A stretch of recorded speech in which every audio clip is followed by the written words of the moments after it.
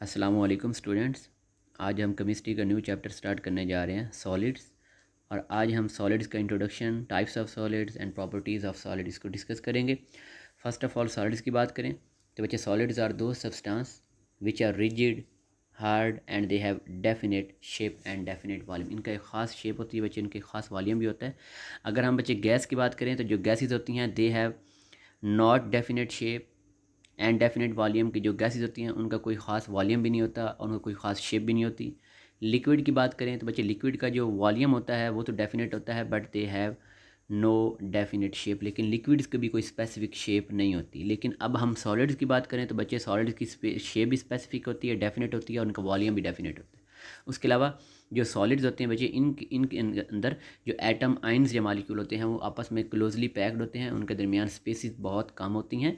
और इन एटम आइन और मालिक्यूल के दरमियान बच्चे स्ट्रॉन्ग कोहेसिव फोर्सेस होती हैं जिनकी वजह से इनके मालिक्यूल जो हैं वो रैंडमली मूव नहीं कर सकते। वो जस्ट अपनी जगह पोजीशन के ऊपर जस्ट क्या करते हैं, वो वाइब्रेट करते हैं। और सॉलिड के अंदर बच्चे एक well order arrangement of atoms मौजूद होती है। अब देखें, फोर्सेस जितनी ज़्यादा स्ट्रॉन्ग होंगी तो स्पेसेस उतनी कम होंगी और उनके मोशन के चांस उतने कम होंगे। अगर हम गैसेस की बात करें उनमें स्पेसेस ज़्यादा होती हैं, फोर्सेस वीक होती हैं, तो फिर उनके मॉलिक्यूल जो हैं वो रैंडमली मूव करते रहते हैं। They collide with one another and with the wall of the container. लेकिन सॉलिड्स में ऐसा नहीं होता क्योंकि सॉलिड्स में वो क्लोजली पैक्ड है, स्ट्रॉन्ग फोर्सेस ऑफ अट्रैक्शन मौजूद है, ठीक है। तो जिसकी वजह से वो बच्चे रैंडमली मूव नहीं कर सकते।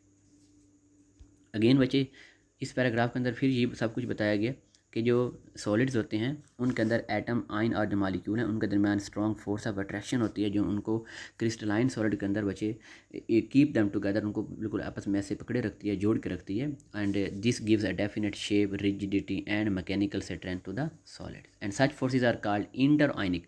अगर बच्चे वो आइन के दरमियान होंगे तो उन्हें बोलेंगे इंटर आयनिक फोर्सेज, अगर वो मॉलिक्यूल के दरमियान होंगी तो इंटर मॉलिकुलर फोर्सेज, और अगर वो एटम के दरमियान होंगी तो interatomic forces. And these forces are of different type in different solids. तो डिफरेंट सॉलिड्स के अंदर बच्चे इन जो फोर्सेज इनके टाइप्स भी क्या होंगी, डिफरेंट होंगी। और उस अलावा बच्चे जो जितने भी सॉलिड्स होते हैं they have different physical property. इन सब का जो melting point, boiling point, heat of vaporisation, heat of sublimation, वो भी सब की क्या होंगी, डिफरेंट होंगी। नेक्स्ट बच्चे हम kinetic molecular interpretation of solids की बात करें। फर्स्ट ऑफ ऑल हम बात करें अट्रैक्टिव फोर्सेज की, तो बच्चे में पता है क्योंकि इनमें स्पेसिंग बहुत कम होती है तो जिसकी वजह से मॉलिक्यूल के दरमियान स्ट्रॉन्ग फोर्स ऑफ अट्रैक्शन मौजूद होती है।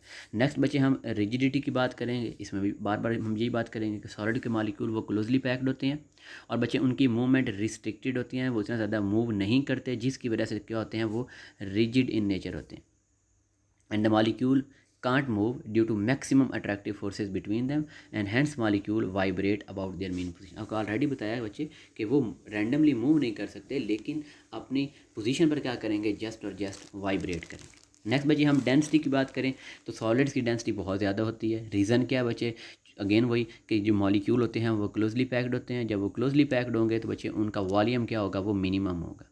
और हमें पता है बच्चे कि डेंसिटी और वॉल्यूम आपस में इनवर्सली प्रोपोर्शनल होते हैं। जब उनका वॉल्यूम डिक्रीज़ होगा तो उनकी डेंसिटी क्या हो जाएगी, इंक्रीज़ हो जाएगी। नेक्स्ट बच्चे कोलिजन की बात करेंगे। अब हमने कहा था कि इनके दरमियान स्ट्रॉन्ग अट्रैक्टिव फोर्सेज हैं तो मीन इनकी मूवमेंट भी क्या होती है बच्चे, वो रिस्ट्रिक्टेड होती है। जब मूवमेंट ही रिस्ट्रिक्टेड होगी तो फिर इनके दरमियान कोलिजन नहीं होंगी। उसके अलावा बच्चे जो सॉलिड्स के जो मॉलिक्यूल होते हैं उनकी ट्रांसलेशनल मोशन भी नहीं होती और उनकी रोटेटरी मोशन भी नहीं होती है, they just show vibrational motion, ठीक है। तो इस वजह से बच्चे चूँकि उनके दरमियान ट्रांसलेशनल मोशन नहीं है तो इस वजह से जो सॉलिड्स के जो मॉलिक्यूल होते हैं उनमें कोलिजन भी मौजूद नहीं होती। बच्चे ट्रांसलेशन मतलब अगर वो स्ट्रेट लाइन में मूव करते हैं तो उन्हें क्या बोलते हैं, ट्रांसलेशनल मोशन। अगर वो किसी एक्सिस के इर्द गिर्द रोटेट करते हैं तो उन्हें क्या बोल देंगे, रोटेटरी मोशन बोलेंगे। और अगर वो अपने पोजीशन के इर्द गिर्द ऐसे ऊपर नीचे वाइब्रेट करेंगे उसे हम क्या बोलेंगे, वाइब्रेटरी मोशन बोलेंगे। अब चूँकि इनमें ट्रांसलेशन मोशन नहीं होती तो इस वजह से ये कोलिजन का फिनोमेना शो नहीं करते। नेक्स्ट बच्चे काइनेटिक एनर्जी की बात करें। अब देखें वही बात हमने की कि अब इनके अंदर चूँकि बच्चे ट्रांसलेशन मोशन नहीं हो रही तो इस वजह से ट्रांसलेशनल काइनेटिक एनर्जी भी क्या होगी, वो भी कम होगी। इनमें रोटेशन भी बहुत कम हो रही है तो इस वजह से इनके अंदर रोटेशनल काइनेटिक एनर्जी भी क्या होगी, मिनिमम। लेकिन इनके अंदर जो मेन एनर्जी होगी बच्चे वो वाइब्रेशनल काइनेटिक एनर्जी होगी। क्यों, क्योंकि ये अपने पोजीशन के इर्द गिर्द बच्चे वाइब्रेट कर सकते हैं। आपको पता नहीं चाहिए काइनेटिक एनर्जी 3 टाइप्स की होती हैं, translational kinetic energy, rotational kinetic energy and vibrational kinetic energy according to the movement. अगर मतलब उनकी ट्रांसलेशनल मोशन है तो उसके अकॉर्डिंग काइनेटिक एनर्जी का नाम रख देंगे। नेक्स्ट बच्चे ज्योमेट्रिक शेप्स की बात करते हैं। तो जो क्रिस्टलाइन सॉलिड्स हैं, हम सॉलिड्स के नेक्स्ट 2 टाइप्स भी पढ़ेंगे, crystalline solids and amorphous solids. जो क्रिस्टलाइन सॉलिड्स होते हैं उनके अंदर एक रेगुलर अरेंजमेंट ऑफ एटम होता है, एक स्पेसिफिक पैटर्न होता है बच्चे एटम का। तो जो क्रिस्टलाइन सॉलिड्स होते हैं बच्चे उनकी एक डेफिनेट डिस्टिंक्टिव ज्योमेट्रिक शेप्स भी होती हैं, इनको हम नेक्स्ट डिटेल से पढ़ेंगे।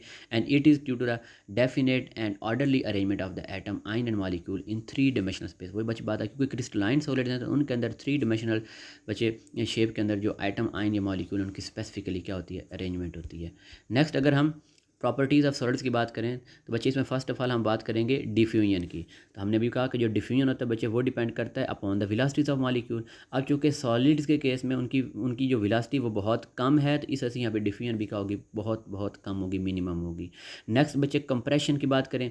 अब जो बच्चे सॉलिड्स के अंदर जो मॉलिक्यूल हैं वो ऑलरेडी ही क्लोजली पैक्ड है, तो मतलब इनके ऊपर फर्दर प्रेशर इंक्रीज़ करने से इनका जो वॉल्यूम होगा वो इतना ज़्यादा जो है वो अफेक्ट नहीं होगा, वो इतना ज़्यादा चेंज नहीं होगा। And the effect of pressure on the solids is expressed in terms of the compressibility. Compressibility को हम कैसे डिफाइन करेंगे, the decrease in volume per unit volume when the pressure is increase by 1 atm। जब 1 atm pressure को increase करेंगे तो उसका per unit volume कितना डिक्रीज़ होता है, उसमें क्या बोलेंगे, कंप्रेसिबिलिटी बोलेंगे। इससे बच्चे एक्सपेंशन की बात करें तो जब सॉलिड्स को बच्चे हीट करते हैं तो उनके दरमियान वो वॉल्यूम स्पेसिस क्या हो जाएंगी, इंक्रीज़ हो जाएंगी, तो जिस वजह से वो क्या कर जाएंगे, एक्सपेंड कर जाएंगे। और उसके अलावा बच्चे उनको हीट करने से उनके दरमियान जो अट्रैक्टिव फोर्सेस होती हैं बच्चे वो भी क्या हो जाती हैं, वीक हो जाती हैं, जिस वजह से वो सॉलिड थोड़ी सी क्या कर जाएगी बच्चे, वो एक्सपेंड कर जाएगी। And as a result the volume increase, उनका वॉल्यूम भी क्या हो जाएगा, इंक्रीज़ हो जाएगा। और बच्चे कोफिशिएंट ऑफ एक्सपेंशन को हम कैसे डिफाइन करेंगे, the increase in the volume per unit volume when the temperature is increase by 1 degree Celsius. Mean 1 degree Celsius temperature increase करने से उसका वॉल्यूम पर यूनिट वॉल्यूम कितना इंक्रीज़ होगा, उसे हम क्या बोलेंगे, उसका कोफिशिएंट ऑफ एक्सपेंशन। और बच्चे जब किसी सॉलिड्स को हम हीट करते हैं तो उसकी ज्योमेट्रिकल शेप क्या हो जाती है, चेंज हो जाती है। और आखिर में एक ऐसा टेम्परेचर आता है कि जब वो सॉलिड अपनी लिक्विड फॉर्म में कन्वर्ट हो जाती है, और वो टेम्परेचर जिस पर सॉलिड लिक्विड फॉर्म में कन्वर्ट होगी उसे बच्चे क्या बोलते हैं, melting point of the solid. जैसे ठीक है। नेक्स्ट बच्चे हम मोशन की बात करें, वही बात अगेन अगेन रिपीट हो रही है कि बच्चे जो सॉलिड्स होते हैं इनके अंदर ट्रांसलेशनल मोशन भी नहीं होती, इनके अंदर रोटेशनल मोशन भी नहीं होती, इनके अंदर क्यों नहीं होती, due to strong intermolecular force of attraction. लेकिन बच्चे इनके अंदर जो हैं वो अपनी मीन पोजीशन के इर्द गिर्द ये वाइब्रेट जस्ट कर सकते, मतलब इनके अंदर वाइब्रेशनल मोशन होती है, ट्रांसलेशनल और रोटेशनल मोशन वो नहीं होती क्योंकि ये क्लोजली पैक्ड होते हैं और स्ट्रॉन्ग इंटरमॉलिक्यूलर फोर्सेज मौजूद होती हैं। नेक्स्ट बच्चे पॉइंट ही इंटरमॉलिक्यूलर फोर्सेज का है। तो हमें पता है बच्चे कि इनके दरमियान जो इंटरमॉलिक्यूलर फोर्सेज हैं वो बहुत ज़्यादा क्या होती हैं, वो मैक्सिमम होती हैं। और उन मैक्सिमम अट्रैक्टिव फोर्सेज की वजह से ये जो सॉलिड्स के जो मॉलिक्यूल होते हैं दे हैव फिक्स्ड पोजीशन, और उसी फिक्स्ड पोजीशन के इर्द गिर्द उन्होंने क्या करना है, वाइब्रेट, क्योंकि इनकी मूवमेंट तो बच्चे वो रिस्ट्रिक्टेड होती है। Kinetic energy based upon kinetic energy, kinetic molecular theory की बात करें, मतलब काइनेटिक मॉलिक्यूलर थ्योरी की बेस पर इनकी काइनेटिक एनर्जी की। तो according to kinetic molecular theory the attractive forces between the solid particle are maximum. बच्चे चूँकि फोर्सेज ऑफ अट्रैक्शन बहुत ज़्यादा क्या है, मैक्सिमम है, तो उनके दरमियान स्पेसेस भी क्या होती हैं, बहुत ज़्यादा कम होती हैं।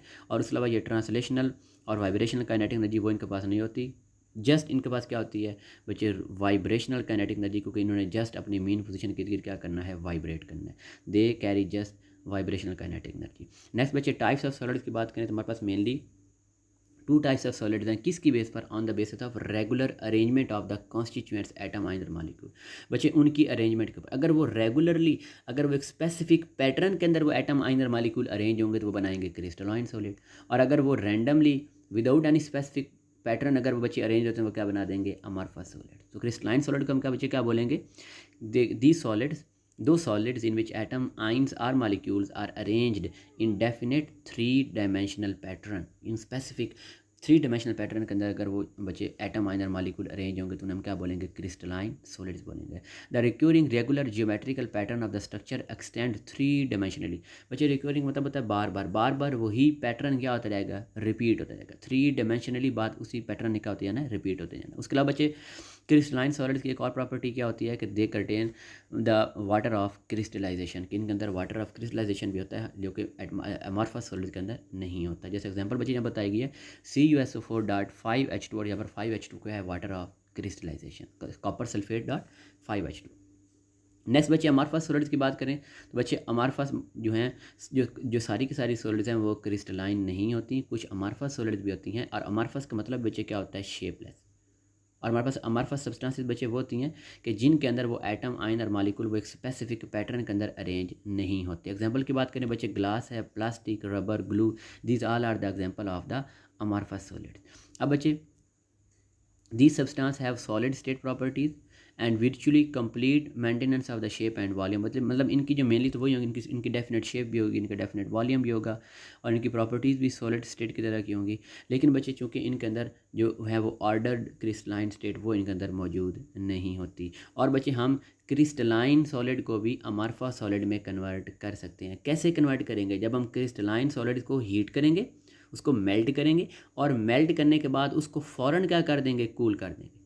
जब उसको हम फ़ौरन उसको रैपिडली कूल करेंगे तो मॉलिक्यूल के पास इतना टाइम नहीं होगा कि वो अपनी स्पेसिफिक पोजीशन पर दोबारा जाएं, तो उनको जहाँ जगह मिलेगी वो वहीं बैठ जाएंगे। तो मीन जब उन्हें हम मेल्ट करके उनकी रैपिड कूलिंग करेंगे तो उस वक्त उन फिर जो कॉन्स्टिट्यूएंट्स हैं बच्चे, उनकी जो अरेंजमेंट है अब वो स्पेसिफिक नहीं होगी। मीन वो किस में कन्वर्ट हो गए? वो अमॉर्फस सॉलिड में कन्वर्ट हो गए।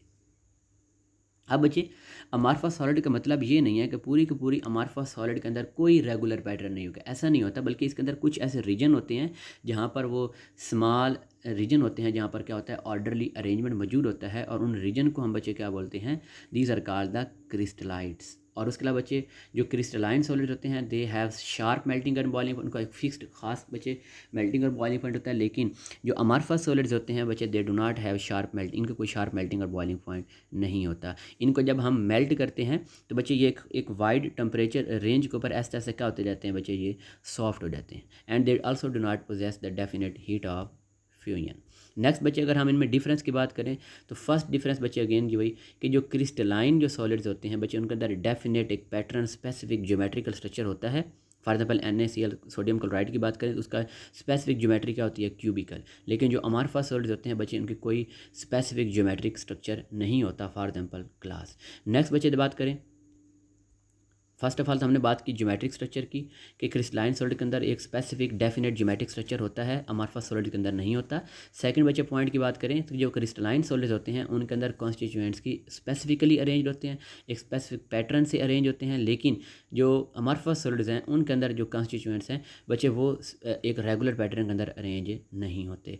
थर्ड पॉइंट की बात करें बच्चे तो जो क्रिस्टलाइन सॉलिड्स होते हैं बच्चे, चूँकि उनका स्पेसिफिक पैटर्न है, उनका स्पेसिफिक स्ट्रक्चर होता है, ज्योमेट्रिकल स्ट्रक्चर, इस वजह से उनके मेल्टिंग और बॉइलिंग पॉइंट भी क्या होते हैं? स्पेसिफिक, वो शार्प होते हैं।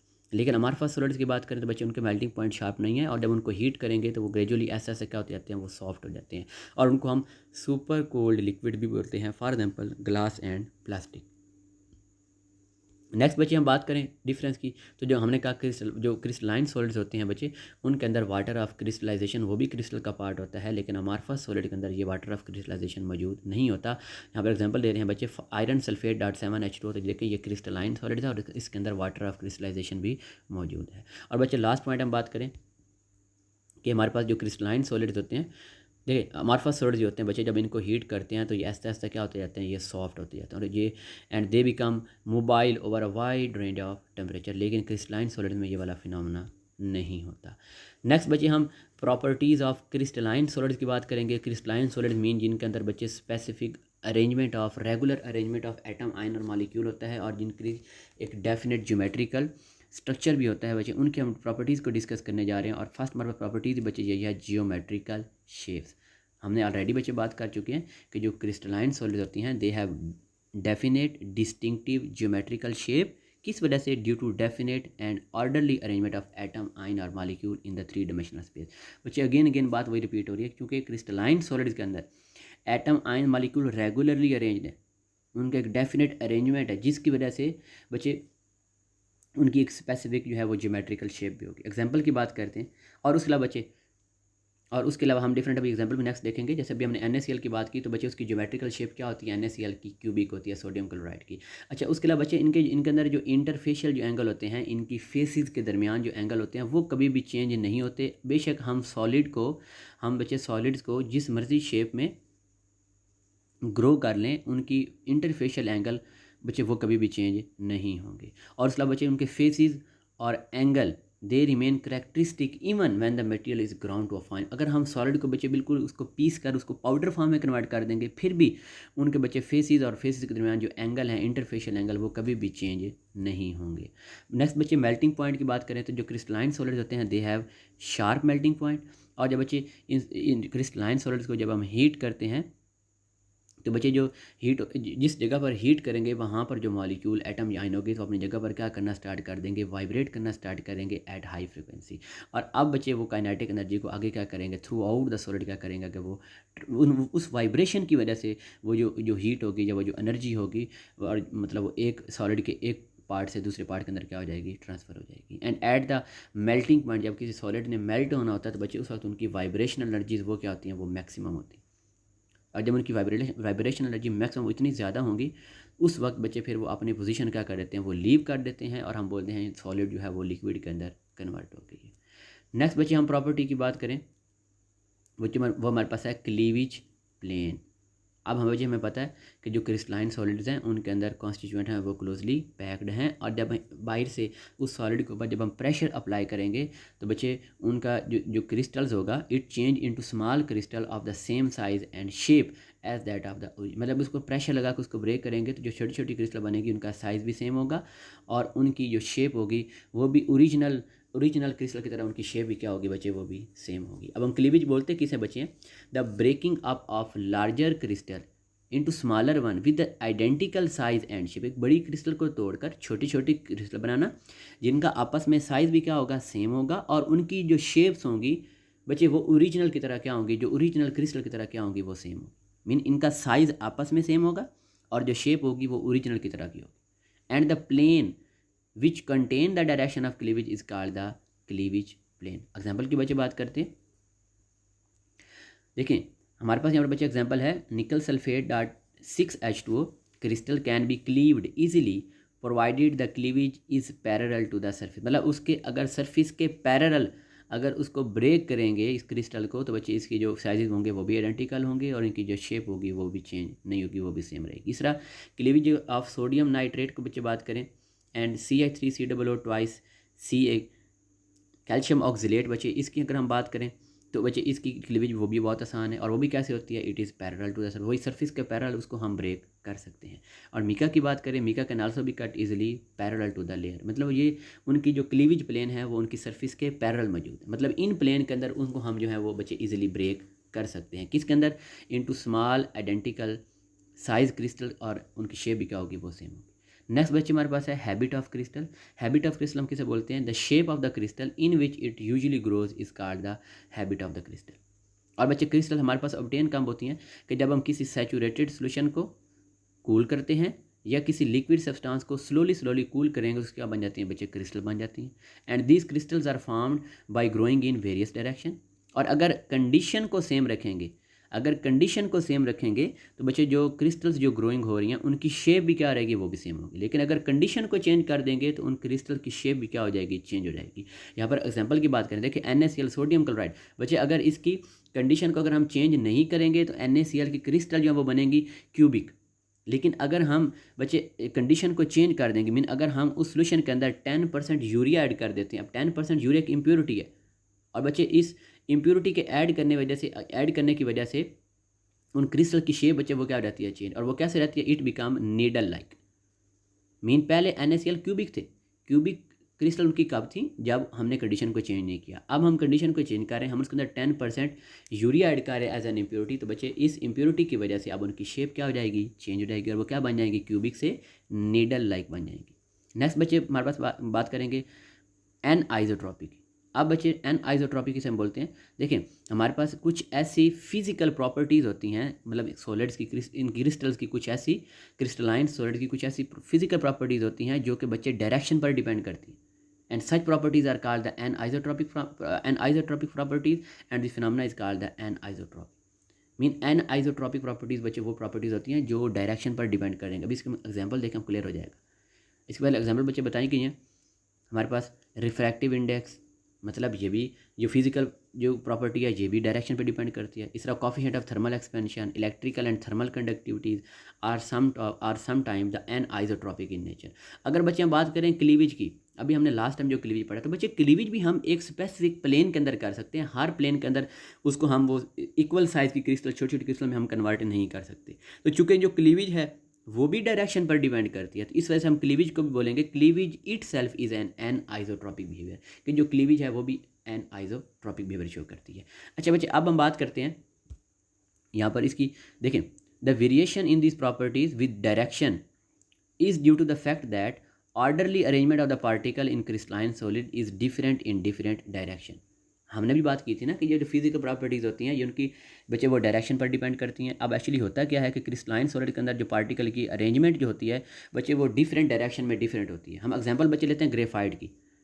अब अगर ग्रेफाइट की सरफेस के पैरेलल, अगर उसकी सरफेस के पैरेलल अगर हम करंट को गुजारेंगे तो वो बच्चे इलेक्ट्रिकल कंडक्शन को शो करेगा, वो इलेक्ट्रिसिटी को कंडक्ट करेगा। क्यों? क्योंकि उसकी सरफेस के पैरेलल मोबाइल इलेक्ट्रॉन मौजूद होते हैं। हमें पता है कि अगर किसी चीज़ में से करंट गुजरना जिधर वहाँ पर इलेक्ट्रॉन का होना ज़रूरी है, क्योंकि वहाँ पे उनकी सरफेस के पैरेलल मोबाइल इलेक्ट्रॉन मौजूद होते हैं। इस वजह से जो ग्रेफाइट है वो अपनी सरफेस के पैरेलल अगर करंट पास करेंगे तो उसमें से वो कंडक्ट कर जाएगा। लेकिन अगर उसके सरफेस के परपेंडिकुलर अगर हम करंट को बच्चे पास करवाएंगे तो वो कभी भी कंडक्ट नहीं होगा।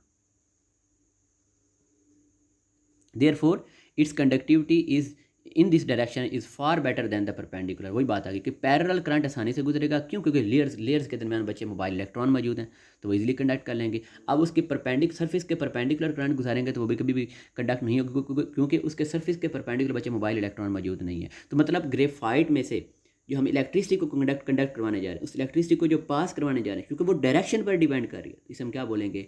एन आइसोट्रॉपिक प्रॉपर्टी बोलेंगे। फिनोमेना क्या बोलेंगे? N isotropy. डायरेक्शन कैसे? कि ग्रेफाइट की सरफेस के पैरेलल गुजारेंगे तो गुजर जाएगा, अगर उसकी सरफेस के परपेंडिकुलर गुजारेंगे तो नहीं गुजरेगा। मतलब डायरेक्शन की बात आ रही है। नेक्स्ट बच्चे प्रॉपर्टी की बात करते हैं आइसोमॉर्फिज्म। आइसो मतलब क्या होता है? सेम। अगर बच्चे हमारे ये आइसोमॉर्फिज्म उस फिनोमेना को बोलते हैं कि जिसके अंदर डिफरेंट सब्सटेंस डिफरेंट होंगी लेकिन वो सेम क्रिस्टलाइन फॉर्म के अंदर क्या करती हैं? एग्जिस्ट करती हैं। उनको आपस में क्या बोलते हैं? आइसोमॉर्फ्स।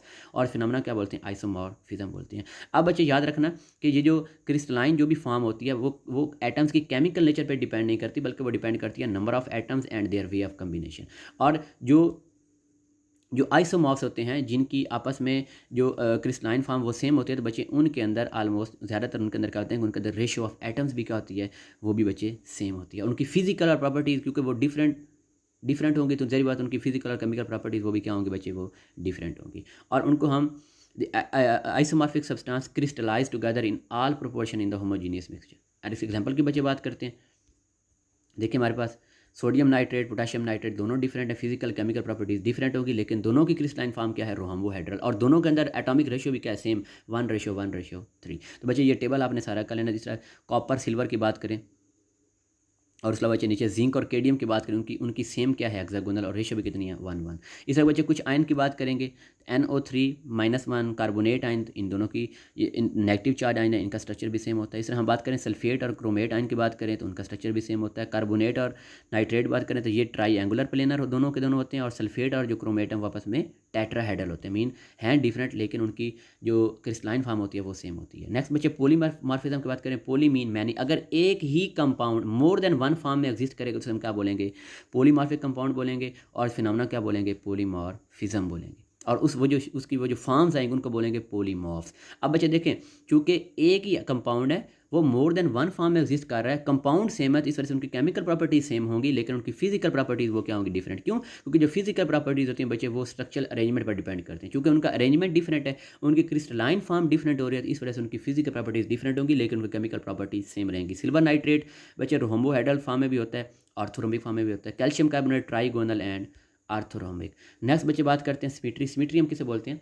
The repetition of faces angle or edges when a crystal is rotated 360। जब किसी क्रिस्टल को हम 360 डिग्री रोटेट करते हैं तो उसके बच्चे एंगल, फेसिस और एजेस क्या होते हैं? रिपीट होते हैं, जिसे हम क्या बोलते हैं? सिमेट्री बोलते हैं। अब बच्चे this is an important property of crystal and there are various types of symmetry. For example, center of symmetry, plane of symmetry and axis of symmetry। और ये बच्चे देखें एक्सिस ऑफ सिमेट्री है कि जिसके इर्द गिर्द वो क्या कर रही है? रोटेट कर रही है। जब रोटेट करेगी तो उसकी सारी चीज़ें क्या होंगी? ये रिपीट होंगी। नेक्स्ट बच्चे हम ट्रांजिशन टेम्परेचर की बात करें। बच्चे ट्रांजिशन टेम्परेचर हमारे पास वो टेम्परेचर होता है कि जिसके अंदर सेम सब्सटेंस की दोनों जो क्रिस्टलाइन फॉर्म होती हैं बच्चे दे को एग्जिस्ट इन इक्विलिब्रियम। इस टेम्परेचर पर वो इक्विलिब्रियम यानी वो एक फॉर्म से दूसरी फॉर्म में कन्वर्ट होती रहती है, कभी एक फॉर्म कभी कन्वर्ट होती रहती है, इंटर कन्वर्टेबल है, इक्विलिब्रियम के अंदर है। लेकिन अगर इस ट्रांजिशन टेम्परेचर के हम अबव जाएंगे या इसके बिलो जाएंगे तो उस वक्त उन दोनों में से सिर्फ एक फॉर्म एग्जिस्ट करेगी। मीन इस टेम्परेचर पर दोनों मौजूद है इक्विलिब्रियम में, इसके टेम्परेचर के अबव जाएंगे या बिलो जाएंगे तो उनमें से एक फॉर्म एग्जिस्ट करेगी। बच्चे पहले बात करते हैं टीन ग्रे। तो टीन ग्रे एक्चुअली ये बच्चे क्यूबिक होती है, क्यूबिक क्रिस्टलाइन फॉर्म।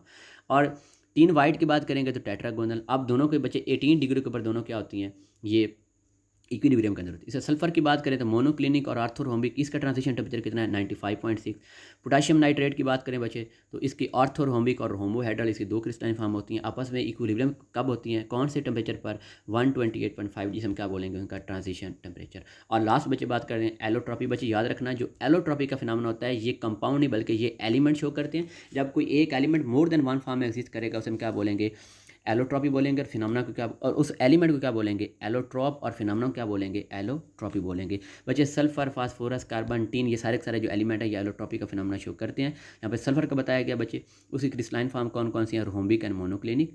कार्बन की बात करें तो बच्चे क्यूबिक, जो कार्बन जो होगा वो अपनी डायमंड उसकी जो एलोट्रॉप है, एलोट्रॉपिक फॉर्म है, उसके अंदर उसकी जो क्रिस्टलाइन फॉर्म है वो क्यूबिक है। और जो ग्रेफाइट है वो क्या होती है, हेक्सागोनल होती है। इस तरह टीन की बात करें तो बच्चे जो ग्रे टीन होता है उसकी क्रिस्टलाइन फॉर्म क्या होती है, क्यूबिक। और जो वाइट टीन है उसकी फॉर्म क्या होती है, टेट्राहेड्रल। ओके स्टूडेंट्स, अल्लाह हाफिज़।